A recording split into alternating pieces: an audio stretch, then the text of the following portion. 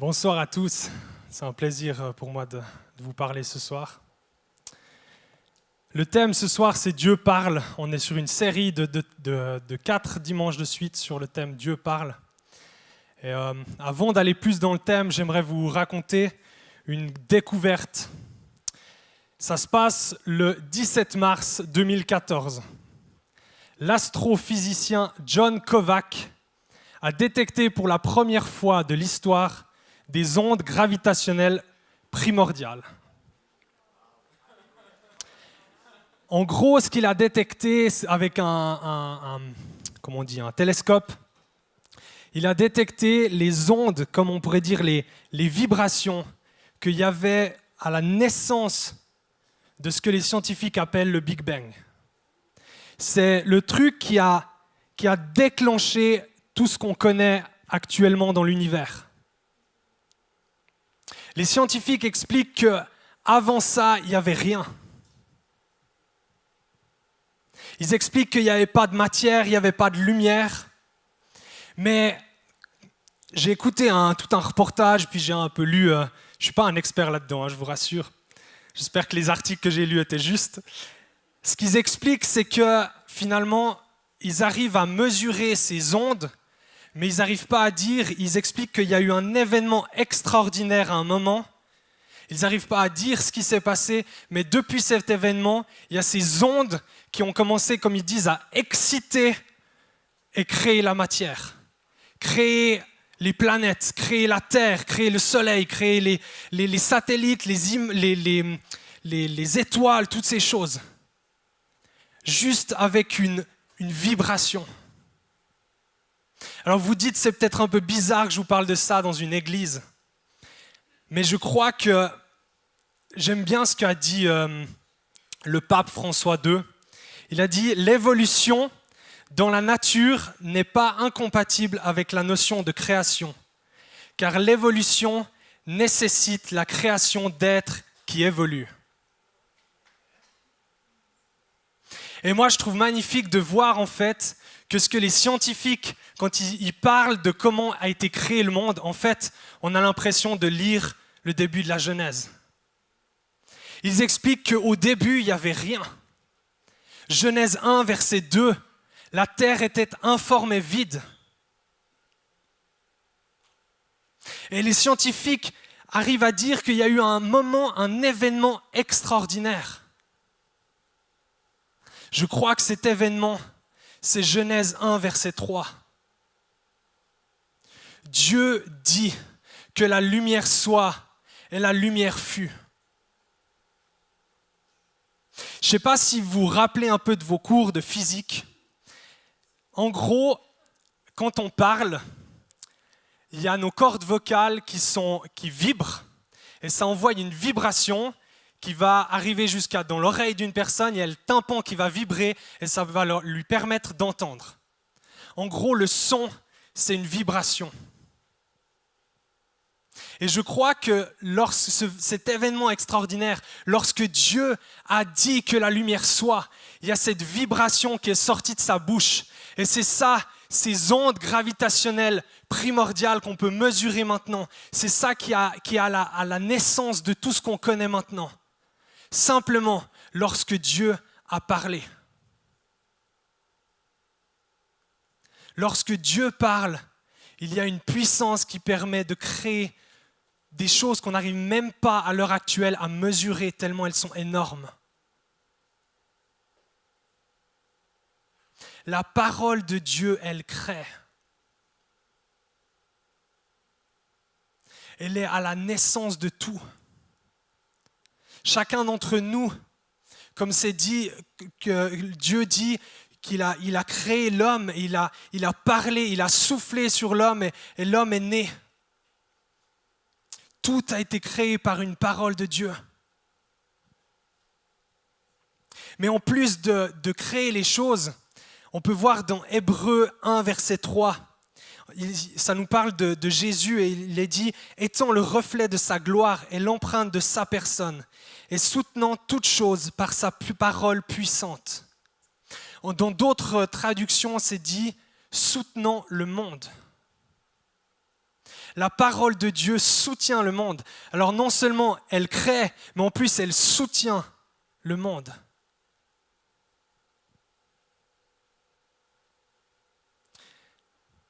Et si on regarde aussi Luc 21, 33, il est dit « Le ciel et la terre passeront, mais mes paroles ne passeront point. » Ça veut dire que quand Dieu parle, ça crée, ça soutient ce qu'il a créé et ça subsiste pour l'éternité.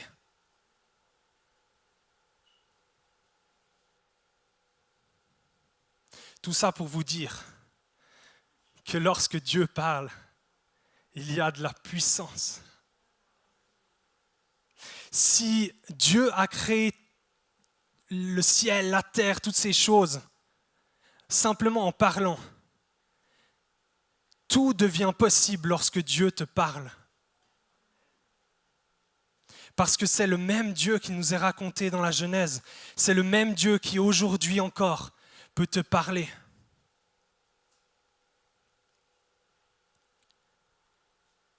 Peut-être qu'il donne des promesses, il te parle dans ta vie, peut-être que tu as entendu des paroles de la part de Dieu. Et il y a quelque chose qui est important de savoir, c'est que peu importe ce qui s'est passé depuis le moment où Dieu a parlé, quelles que soient les situations qui s'est passées, il faut savoir que Dieu ne se repent jamais de ce qu'il appelle.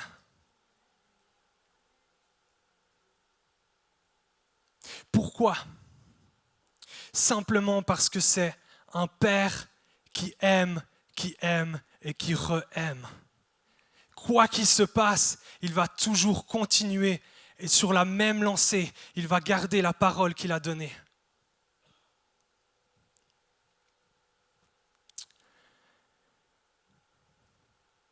Donc Dieu parle.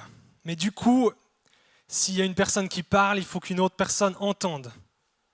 Alors la question qu'on peut se poser, c'est comment entendre Dieu, comment entendre sa voix. Je crois qu'il y a 3 domaines, on pourrait dire, au travers desquels Dieu parle. Le premier, c'est dans le domaine visuel. Dieu te parle au travers de ton système visuel, comme on pourrait dire. Ça peut être parfois par des rêves, parfois par des visions, parfois par des images mentales. Je me rappelle une fois, alors que j'étais en train de prier, j'avais les yeux fermés, et je demande à Dieu, parle-moi Seigneur. Et puis tout d'un coup, alors que j'avais les yeux fermés, j'ai vu une série de lettres qui se mettaient en fait devant moi. Si vous avez de la peine à imaginer à quoi ça peut ressembler, vous pouvez tous fermer les yeux. Vous avez tous fermé les yeux, c'est tout bon. Maintenant, essayez d'imaginer le logo Migros. Est-ce que tout le monde voit le M, le I, le G, le R, le O, le S? Et vous pouvez rouvrir les yeux. De la même manière, Dieu peut nous parler. Je voyais ces lettres de la même manière dont vous avez vu le mot Migros. Et puis, ces lettres, elles ne voulaient rien dire. C'était une suite de lettres. Ça ne voulait rien dire. Et du coup, quand on ne sait pas ce que ça veut dire, on cherche sur Google. Alors j'ai cherché sur Google. Et puis là, j'ai remarqué que c'était du latin. Et que ce mot en latin, c'était le mot c'était la traduction en latin d'une maladie. Et simplement, j'ai pu, lors d'une célébration, donner cette parole à propos de ce mot. J'avais aucune idée ce que c'était cette maladie. Mais Dieu, il le savait, il m'avait mis ces lettres dans mon image mentale, comme on pourrait dire. Donc oui, Dieu parle au travers du domaine visuel. Une autre fois, à propos des rêves, il faut savoir que toute mon enfance, je voulais faire l'armée. Je m'habillais de la tête aux pieds avec la tenue militaire, j'avais des armes factices, j'avais plein de trucs, j'étais un fada de l'armée. Et puis, du coup, j'attendais ça patiemment de recevoir ma lettre pour le recrutement. Puis le jour où j'ai reçu la lettre, je me suis dit, je suis un bon chrétien, du coup, je vais quand même demander à Dieu qu'est-ce qu'il en pense. Donc j'ai fait une simple prière le soir. Des fois, il vaut mieux pas prier. Pendant la nuit, j'ai fait un rêve. Le lendemain matin, je savais exactement que je ne devais pas faire l'armée. Simplement, demande à Dieu de te parler. Et je crois que pendant la nuit, il peut te faire des rêves et te faire changer prendre des décisions en fait différentes, simplement au travers de rêves. Je crois que Dieu parle aussi dans le domaine de l'auditif. Que ce soit par une voix audible que tout le monde peut entendre, ou alors que ce soit, comme on dit, la petite voix intérieure. Je crois que là, Dieu également, il te parle, il peut te parler à... Des fois, c'est ce raisonnement où tu te parles un peu à toi-même. Et parfois, je crois que Dieu, il parle au travers de ce moyen-là. Et il parle au travers aussi du domaine sensoriel. Donc tout ce qui est des perceptions, des sensations, on pourrait dire. J'étais, il y a 4 mois de cela, dans une conférence. Puis pendant la louange, j'ai simplement demandé à Dieu de nouveau de me parler. Puis j'étais en train de louer Dieu, et puis tout d'un coup, j'ai mon oreille droite qui a commencé à me chatouiller. Donc je me suis gratté l'oreille. Qui n'a jamais eu l'oreille droite qui gratte? Je me suis dit, bon, j'ai joué au spirituel, je me suis dit, c'est peut-être Dieu qui m'a parlé. Mais peu importe, je l'ai juste noté sur mon téléphone. Je me suis dit, on verra bien. 1 heure plus tard, alors que j'étais un équipier de prière, comme on appelle, je suis allé pour prier pour les malades, et la première personne qui vient vers moi, je lui dis, est-ce que je peux prier pour toi? Quel est ton besoin? Il me dit, j'entends pas de l'oreille droite. J'ai simplement pu imposer les mains à cette personne, et elle a réentendu instantanément. Simplement, avec une oreille qui gratte, Dieu peut te parler.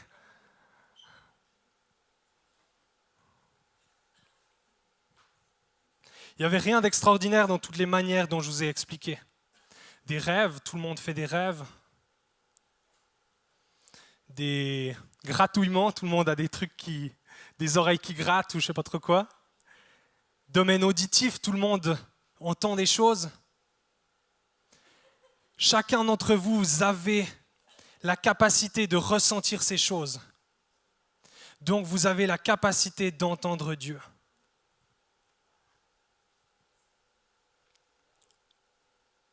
Il y a ce que j'appelle le processus prophétique. Je ne pense pas qu'il y a des théologiens qui l'ont expliqué, c'est un concept que j'ai créé. Le processus prophétique. C'est comment, en gros, quelles sont les différentes étapes qui se passent quand tu entends Dieu. Premièrement, Dieu va te parler. Ensuite, il faut écouter ce qu'il te dit. Ensuite, troisième point, discerner ce que tu as entendu. Pour voir si ce que tu as entendu vient de Dieu ou pas. Comment discerner? Premier point, et je crois que ce sera toujours la valeur sûre pour discerner quelque chose. Est-ce que c'est conforme à ce que dit la Bible? Dieu ne va jamais dire quelque chose qui est opposé à ce que dit la Bible. Mais également, dans la manière de discerner si ce ressenti, cette pensée vient de Dieu, avec l'aide du Saint-Esprit. Je crois que Dieu, on peut demander au Saint-Esprit de valider une idée, une pensée, un sentiment qu'on a reçu. On peut simplement demander au Saint-Esprit, est-ce que tu valides ce que j'ai entendu? Parfois, tu n'as pas vraiment la paix. Parfois, tu te dis, je ne suis pas sûr que sur ce coup, c'était Dieu. Je remarque que quand je prends un temps et puis je lui demande de me donner différentes choses, je demande à Dieu de me parler, souvent, j'ai une liste après de 8 ou 9 choses, sensations, feelings que j'ai reçues. Je les note tous et ensuite je demande, Saint-Esprit, maintenant, révèle-moi si chacun de ces sensations que j'ai eues, ces perceptions, ces voix que j'ai peut-être entendues. Aide-moi à discerner ce qui vient de toi ou pas. Et je crois que si tu demandes au Saint-Esprit de t'aider à discerner, il va le faire. Et troisième manière de discerner. Là, je pense que vous n'avez pas besoin pour tout et n'importe quoi de le faire, mais c'est quelque chose qui est important, surtout quand c'est un sujet qui est important, une décision importante. Demandez conseil à d'autres personnes dans lesquelles vous pouvez leur faire confiance. Demandez simplement un conseil, que ce soit à votre responsable de base, à des amis que vous savez qui sont ancrés en Dieu. Demandez-leur simplement conseil. Est-ce que tu penses que ce que j'ai entendu de Dieu, est-ce que tu penses que c'est juste? Ça peut t'éviter pas mal de dérives. Parfois, quand tu entends Dieu, tu es au taquet, tu te dis « Waouh, Dieu m'a parlé, j'ai un truc clair et tout ». Et puis tu expliques cette chose. Souvent, j'en cause avec Claire-Lise, par exemple. Je dis « Qu'est-ce que tu en penses ?» Puis elle me dit « Ah, peut-être qu'il faut attendre un peu ». Je crois que la sagesse vient dans le nombre des conseillers, comme dit la Bible. Alors demandez conseil à des gens.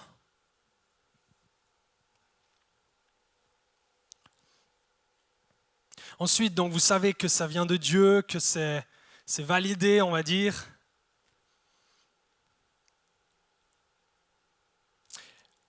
Une chose qui est importante, et je vois que personnellement, c'est ce qui se passe quand on me donne une parole prophétique ou bien quand j'entends Dieu, à chaque fois, je me dis, ok, tout change à partir de maintenant. Tout ce que j'ai entendu, tout change tout de suite. Et je crois que c'est bien d'être enthousiaste, mais des fois, il faut respecter le timing de Dieu. Il faut aussi simplement demander à Dieu, est-ce que c'est le bon timing? Est-ce que là, je pense que s'il peut nous révéler une parole qui vient de lui, il peut aussi nous révéler le timing.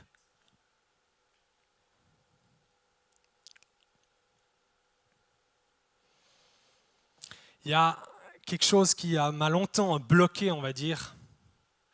C'est que je voulais toujours chercher ce que Dieu voulait faire de ma vie. Je priais à dire et à crier à Dieu, qu'est-ce que tu veux que je fasse? Quelle est ta volonté? Qu'est-ce que je suis appelé à faire et tout? Et je crois qu'il y a un côté qui est bon à faire cela, mais il y a aussi un autre côté, où je crois qu'il faut un tout petit peu démystifier ce qu'on appelle la volonté de Dieu. Tu peux passer toute ta vie à chercher et sans jamais trouver. Parce que simplement tu ne cherches pas de la bonne manière. Je crois que pour résumer en une phrase, si tu veux résumer la volonté de Dieu en une phrase, le désir de Dieu, c'est simplement d'être en relation avec chacun d'entre nous. Et ce n'est pas juste une relation ami-ami, c'est une relation entre un père et son fils, entre un père et sa fille.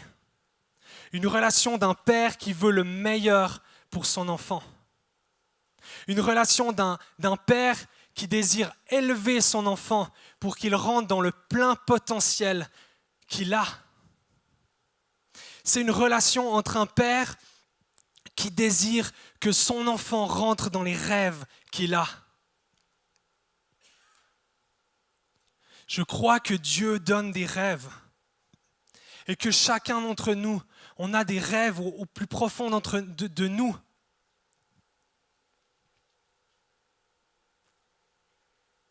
Je crois qu'il n'y a pas juste un chemin et rien d'autre, dans le sens, il n'y a pas juste le plan que tu vas découvrir que Dieu donne et rien d'autre. Oui, il y a un seul chemin qui mène à Dieu. Mais sur terre, Dieu t'a donné la capacité de prendre des décisions. Dieu t'a donné la capacité d'avoir des rêves.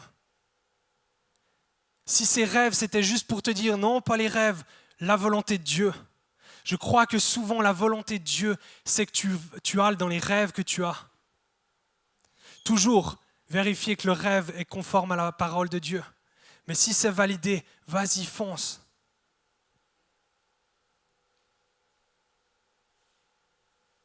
Si Dieu a donné des capacités de prendre des décisions, c'est qu'il va ensuite honorer les décisions que tu vas prendre.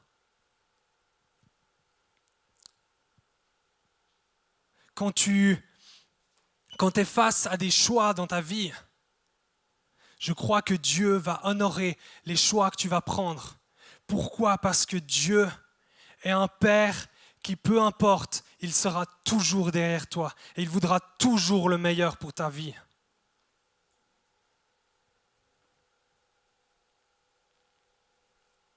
Alors oui, tu as la capacité de faire la volonté de Dieu parce que tu as la capacité d'entendre sa voix.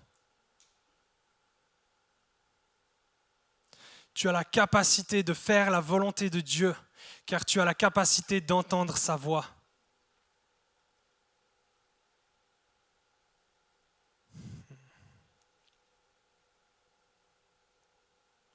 Il y a quelque chose qui sépare entre le rêve puis la réalité d'aujourd'hui.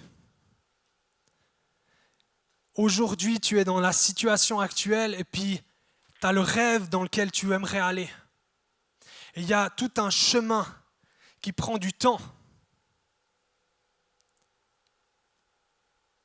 Mais je crois que tout au long du chemin, Dieu désire te parler. Tout au long du chemin, Jésus aimerait être là. Je crois que Jésus n'est pas seulement le chemin qui mène au ciel, mais il est le chemin qui te mène à tes rêves. Jésus est le chemin qui va te mener à tes rêves. Et il désire te prendre avec lui. Il désire marcher avec toi.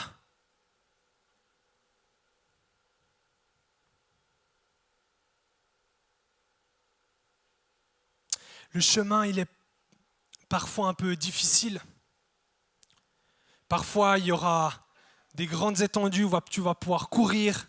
Et parfois, il y aura des cailloux. Et je crois que quand il y a des cailloux sur le chemin, des choses qui te font ralentir, je crois qu'à ces moments-là, justement, Dieu désire te parler. C'est quelque chose qui m'a frappé dans Genèse 28, verset 11. Il est parlé de Jacob. Jacob qui allait Merci beaucoup. Jacob allait finalement dans la destinée qu'il avait pour sa vie et il marchait sur un chemin et tout d'un coup il s'est dit dans la Bible que... Je vais juste boire. Santé. Arrivé à un certain endroit, il passa la nuit car le soleil était couché. Il prit une pierre dont il fit son oreiller. Quand parfois il y a le soleil qui se couche dans ta vie, dans ton chemin, prends du temps, arrête-toi, couche-toi. Et c'est intéressant de voir qu'il a posé sa tête sur un rocher. Sa tête, c'est tout le raisonnement, tout le système où on va se dire, tout le raisonnement humain qui se passe dans la tête. Et le rocher, c'est Jésus. Pose ton raisonnement sur Jésus. Couche-toi, ferme les yeux et écoute Dieu. Et alors qu'il était couché là, il y a eu une des plus grands songes que nous raconte la Bible, où il voyait une échelle avec des anges qui montaient, qui descendaient. Quelque chose où il a reçu des promesses de Dieu. Simplement alors qu'il était couché, sa tête sur un rocher, ça ne devait pas être agréable. Mais il a posé ses raisonnements sur Jésus.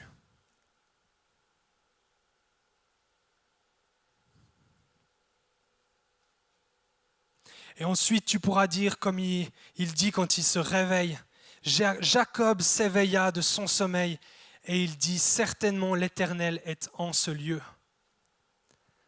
Dans quels que soient les moments, Jésus est là.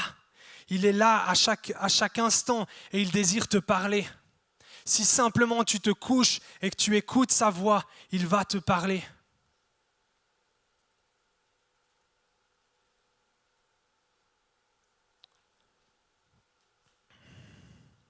Parfois, il y a des portes qui se ferment dans ta vie. Je crois que tout le monde a des rêves, mais beaucoup abandonnent leurs rêves quand une porte se ferme. Comment est-ce que tu réagis quand une porte se ferme dans ta vie?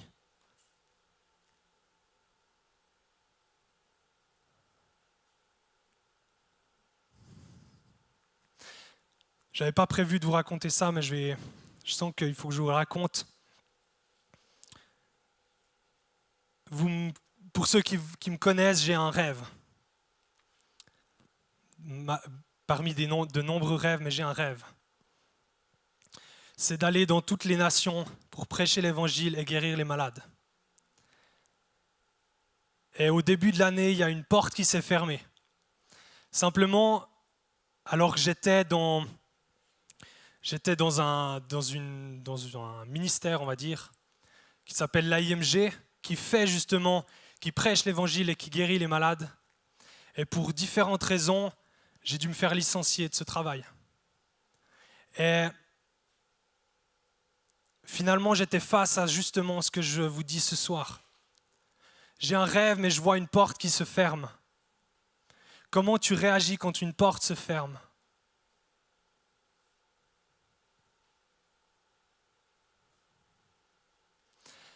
Je crois, et c'est ce que j'ai compris quand ça s'est passé, c'est que parfois on construit en fait entre la réalité d'aujourd'hui et le rêve vers lequel on veut aller, on construit une stratégie. C'est un concept qui est totalement dans le business, c'est comme ça qu'on fait. Si on veut atteindre une vision, on construit une stratégie entre le point de l'analyse actuelle et la vision dans laquelle on veut aller. Et parfois, la stratégie qu'on construit, elle n'est pas exactement la stratégie que Dieu va utiliser. Parfois, la porte qui se ferme, c'est Dieu qui dit « le temps est fini » et il va ouvrir une autre porte. Je crois que quand une porte se ferme, le premier truc, et typiquement quand il s'agit de licenciement, j'aimerais vous dire un point très important. Bénissez ceux qui ont fermé la porte. C'était la première fois que je réalisais ça se passait, en fait, que je devais passer par là. Et j'ai remarqué que quasiment toutes les personnes à qui je leur ai expliqué que je m'étais fait licencier, la plupart des personnes me poussaient à critiquer ceux qui m'avaient licencié.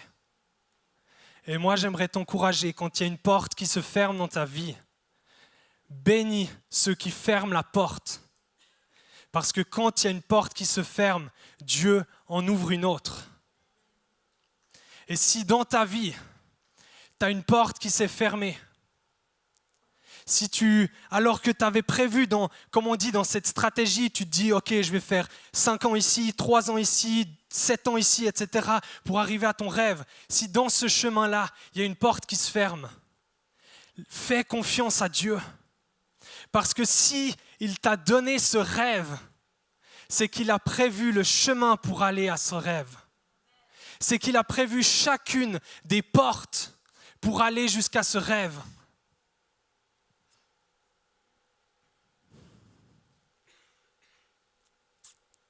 Est-ce que le band, ils peuvent venir? Yes. Quand une porte se ferme, ce n'est pas un échec. C'est un jalon dans ta vie. Quand une porte se ferme, c'est un jalon dans ta vie. Alors, simplement, fais confiance à Dieu et regarde à celui qui est la porte. Fixe les yeux tout le temps sur Jésus, parce que lui, il a tout prévu déjà d'avance. Parce que lui, il a des bons projets pour toi. Et j'aimerais m'adresser ce soir à toutes les personnes qui ont comme abandonné leurs rêves, parce que des portes se sont fermées dans leur vie. quel que soit le rêve, on va dire, si tu avais ce désir de, je sais pas, de créer quelque chose, tu avais le désir d'avoir des enfants, tu avais le désir de te marier, tu avais le désir d'aller dans un certain domaine, dans une entreprise, tu avais le désir de te mettre dans un domaine artistique ou peu importe, et qu'il y a simplement une porte qui s'est fermée, qu'il y a peut-être des amis qui ont fermé cette porte, peut-être ta famille, peut-être ton patron. S'il y a des gens qui ont simplement fermé cette porte et suite à ça, tu as abandonné tes projets. J'aimerais te dire ce soir que si Dieu t'a parlé, il ne se repent jamais de l'appel qu'il donne. Que quand Dieu parle, il y a une dimension éternelle. Et s'il a mis ce désir dans ton cœur, c'est qu'il va accompagner, il va soutenir, comme c'est dit. Ce soir, Dieu désire raviver des rêves.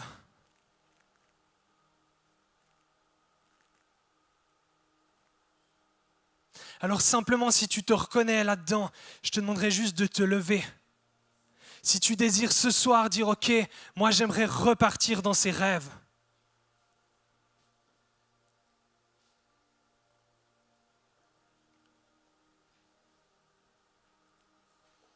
c'est simplement c'est un acte de se dire « Ce soir, je décide de rentrer dans les rêves que j'avais, peu importe les circonstances qui se sont passées. » Alors que Dieu m'a parlé, quelle que soit la manière dont il t'a parlé,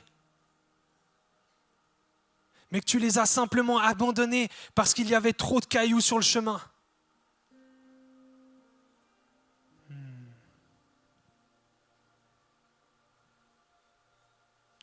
Dieu désire ce soir raviver les rêves.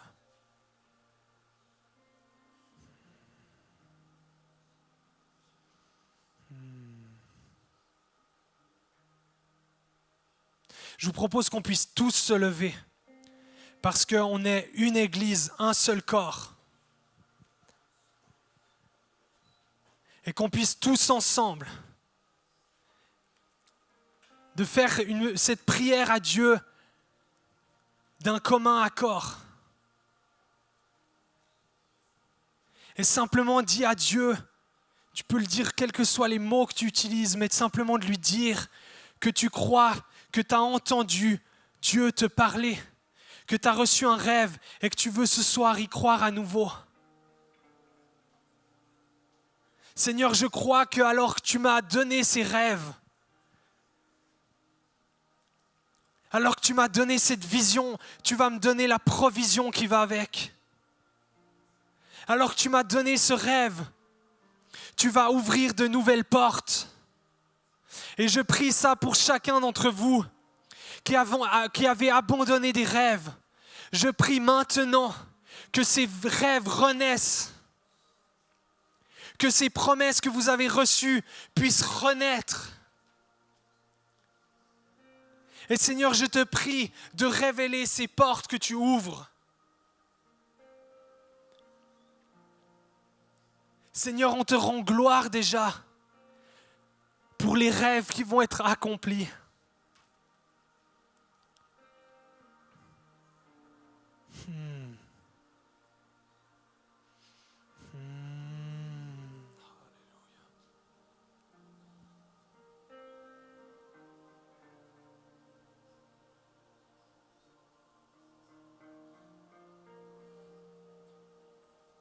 Vous savez, alors que je préparais ce message, je butais à chaque fois à la fin. Je me disais, j'arrive pas à comprendre comment tu veux que je finisse. Et je crois que c'est Dieu qui aimerait finir ce moment parce qu'il désire te parler. Il y a une clé pour entendre la voix de Dieu. C'est expliqué dans Jean 10, 4. Il est parlé du berger. Ses brebis le suivent parce qu'ils connaissent sa voix. Je crois que quand tu es dans la présence de Dieu, tu apprends à reconnaître la voix de Dieu. Dieu va te parler à plein de moments. Dans des moments où tu t'y attendais pas du tout. Dieu va te parler. Mais si tu aimerais reconnaître sa voix, tu dois simplement prendre du temps dans la présence de Dieu. Alors ce soir, on va prendre ce temps dans la présence de Dieu.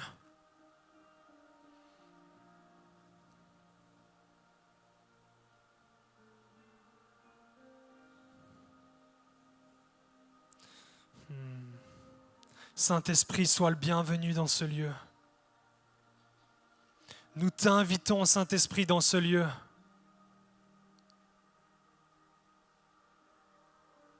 Merci parce que tu es un Père qui désire le meilleur pour chacun d'entre nous.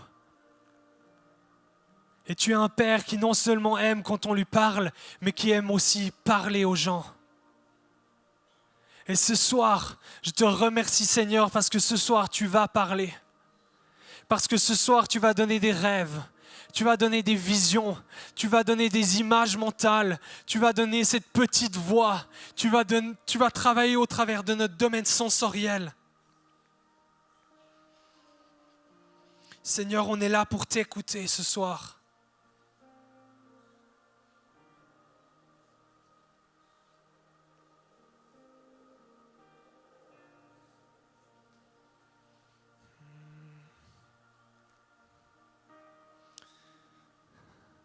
Merci Seigneur pour ta présence dans ce lieu. J'aime ta présence Seigneur. On t'aime Jésus. On t'aime Jésus. Je t'aime Jésus. Oui, j'aime ta présence Seigneur. Tu es tout ce que je désire par-dessus tout.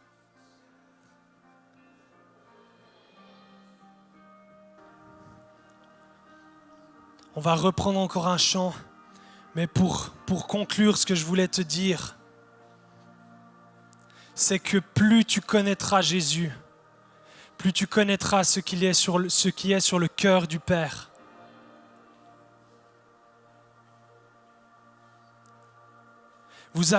Si vous m'avez vu, vous avez vu le Père. Alors passe simplement du temps avec Jésus. Comme ce soir, tu peux chez toi, comme dit la Bible, va dans ta chambre, ferme la porte, mets-toi à genoux et prie ton Dieu. Parle-lui et ensuite arrête de parler et écoute-le.